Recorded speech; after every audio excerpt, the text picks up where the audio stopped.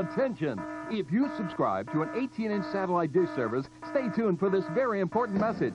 Regardless of where you live, your satellite dish is susceptible to destructive forces of nature, and every season of the year brings a new problem that could damage or even destroy your investment. Introducing DPS, Dish Guard Protection System. This unique state-of-the-art product not only protects your 18-inch dish system from snow, wind, rain, and sun, but it also enhances the signal strength so you get better picture quality. The Dish Guard Protection System is available in a variety of colors that will complement any home and is easily installed in minutes. Call 1-888-824-2300 and order your Dish Guard Protection System for only $39.95. And if you order now, we'll include the DPS L&B cover on $19.95 value free. You'll also receive the exclusive DPS 5-year warranty free, a $39 value. Call now and get the complete Dish Guard Protection System, a $118 value for only $39.95. Call now, 1-888-824-2300. You're watching NBC America via satellite. This is the Domino's Pizza NFL on NBC Halftime Report, brought to you by Domino's Pizza. Domino's, delivering 1 million smiles a day. 1,000,004 counting hours. Welcome everyone to our studios. Greg Gumbel along with Cris Collinsworth, Sam Wyche, and Joe Gibbs at halftime. The Patriots are leading the Steelers by a 14-7 score. It's time for Joe Gibbs to make some adjustments. What do you do at halftime? If I was Pittsburgh, Jerome Bettis has been taking losses trying to get outside, Greg. I'd run him right at the inside of that pass defense, between the tackles. Get the bus going straight ahead.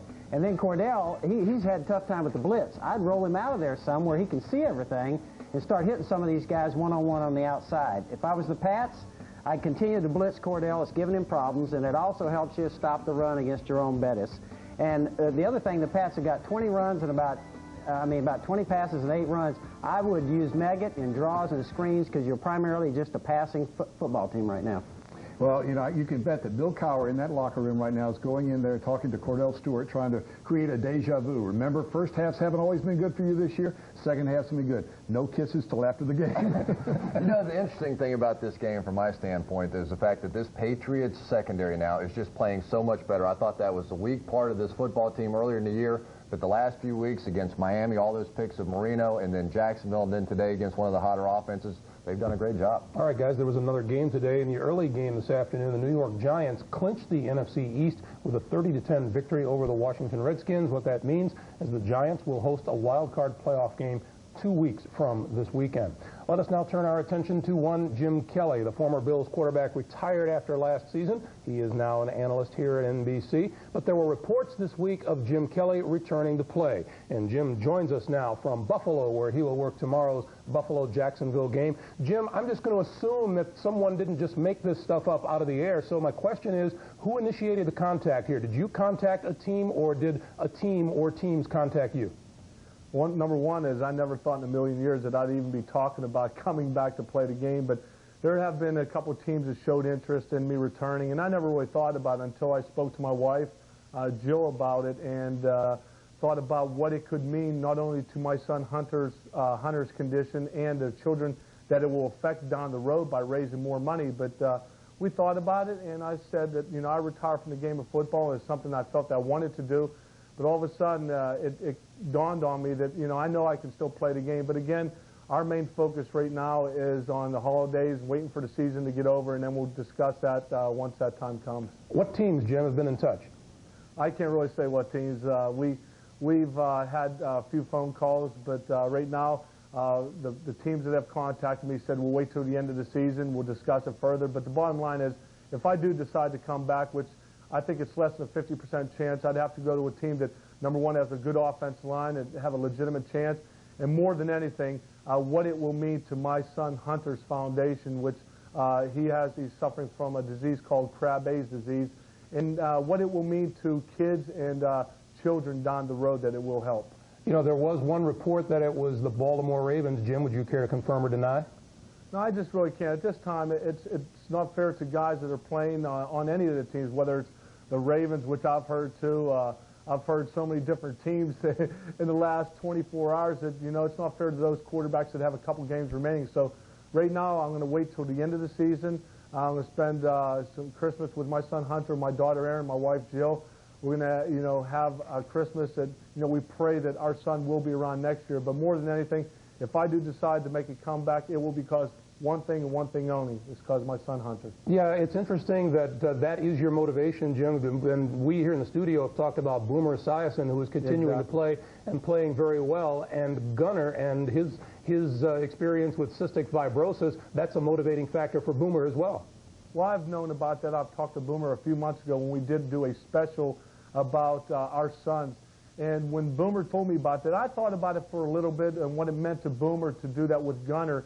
And I thought about it, and really it never dawned on me because I am 37 years old, but the bottom line is I know that I can still throw the football. I know I can play, but it's do I want to? And the bottom line is what effect is it going to have on children down the road with Krabbe's disease and leukodystrophy?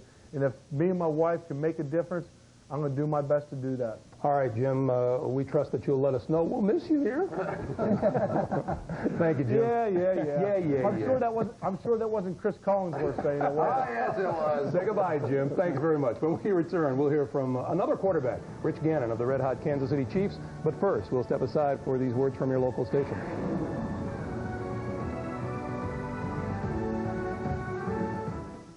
Sunday, startling footage brings you close enough to taste the fear. National Geographic's Great White Shark. 7/6 Central, NBC Sunday. Together, they search to find it. I knew it was true. Only together can they outrun it. Let's get out of here. Outgun it. And survive it. Put him on the endangered species list. From the creator of Jurassic Park and the Lost World. Congo, the network premiere, Sunday on NBC. We are watching you. This year, let's get Harry something different. Oh, here it is. A Magic Fingers sweater. No. Oh, okay, I got it. But a chocolate-covered bowling ball. No. Oh, wait. Hello, Beer Across America? Beer Across America. The country's best microbrews delivered to your door every month for 2 to 12 months. Call 1-800-854-BEER. That's 1-800-854-BEER. You're watching NBC America via satellite. This is the Domino's Pizza NFL on NBC Halftime Report. Brought to you by Domino's Pizza. Domino's, delivering a million smiles a day. One of the surprise teams of this NFL season is the Kansas City Chiefs, 11-3 and currently holding down the #1 spot in the AFC playoff picture. They face San Diego tomorrow in one of our featured games. For the last 5 games, the Chiefs quarterback has been Rich Gannon. He replaces an injured Elvis Gerbach. Sam Wyche spoke with Gannon.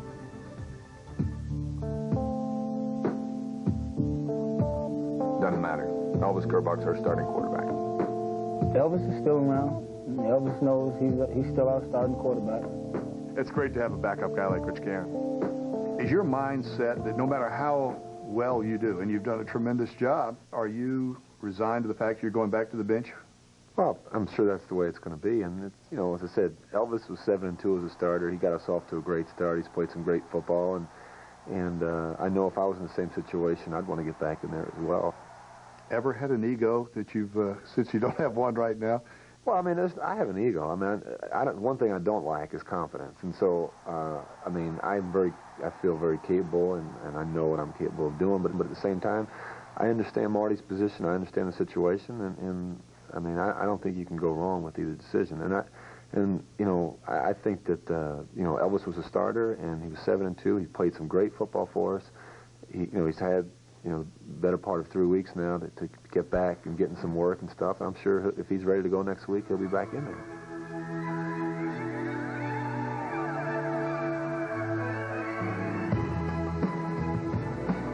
This is such a great story this year.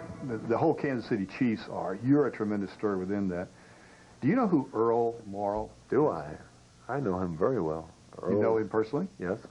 Do you know his story? And you're virtually kind of walking in his footsteps here. Well, what was ironic was that when Elvis went down, Marty mentioned that in the meeting, when the first meeting we had after the Pittsburgh, was it the Pittsburgh? Yeah, the Pittsburgh game, right, when Elvis got hurt, and he mentioned Earl and the fact that, you know, when they won that Super Bowl in '72, when they went the undefeated season, that Bob Greasy got hurt. I was playing for the Washington Redskins, and they kicked their butts in the Super Bowl. So then Earl stepped in, and I think he was he played 6 or 7 games, maybe. I'm not exactly sure. And so he kind of pointed to me and said, "Let's go, Earl. It would be nice, you know, if that plays out that way." But you know, we realize we have a ways to go, and we got to, you know, challenge every week for us. There could be some little kid named Stevie Schmatz who's growing up now in Topeka somewhere who's going to be said, "Do you know who Rich Gannon is?" Hey, let's hope so. Back in 1997, huh? Let's hope so. That would be pretty neat. You know, Rich Gannon, Joe, has the ideal approach that you'd like in a guy you brought in as a backup. But the question is, do you lose your job if you're the starter to injury? That's been a debate for years on teams, and I think different coaches handle it different ways. I'll tell you this, Marty, I don't envy him on this. This is going to take a guts call on his part, and I got a feeling he's going to be holding his breath because this guy right now, Rich, is in the flow of the game. Team believes on him. They're on a roll. And it really does take courage to change quarterbacks in that situation. Well, you know, Marty, every coach hopes things go well when a quarterback's injured and your backup goes in. I don't think anybody expected to go quite this well, 4-1 with him in there.